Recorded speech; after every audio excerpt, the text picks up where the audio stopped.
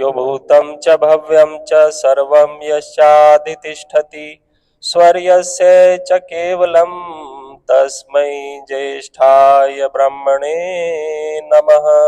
उपस्थित योग के साधकों, आइए हम योग के विषय में चिंतन कर रहे थे। पिछली बार भी मैंने कुछ योग के विषय में थोड़ा सा संक्षेप में आपको बताया था कि योग क्या है। योगश चित्त वृत्ति निरोधा हमारा एक दर्शन शास्त्र हुआ है, योग दर्शन नाम से, जो कि पतंजलि ऋषि ने लिखा है। तो उसमें योग के सूत्र दिए हैं, सूत्र यानी फॉर्मूले हैं वो, कि योग को कैसे आपने करना है, लगाना है। तो उन्होंने बोला कि चित्त की वृत्तियों का निरोध करना योग है, कि चित्त की वृत्तियां जो हमारी बाहर की तरफ फैली हुई हैं, संसार में लगी हुई हैं, उनको संसार से हटाकर अंतर्मुख करके उसमें फिर हमें ईश्वर की तरफ जाना है। ईश्वर की तरफ हमारी चित्त की वृत्तियों का निरोध होना चाहिए। तो उन्होंने इसके लिए दो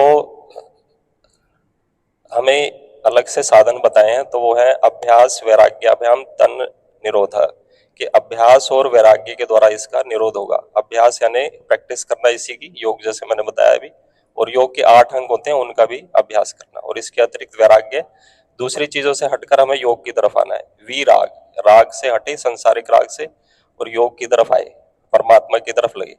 तो ईश्वर की प्राप्ति करना हमारा मुख्य उद्देश्य है। संसार में किस लिए आए हैं? केवल खाने पीने ये वाले काम तो वो भी कर रहे हैं, पशु भी कर रहे हैं।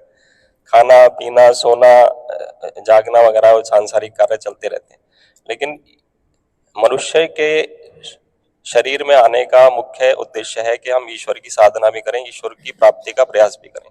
जैसे कि पहले हमारे ऋषि मुनि लोग क्या करते थे? योग करते थे, समाधि लगाते थे।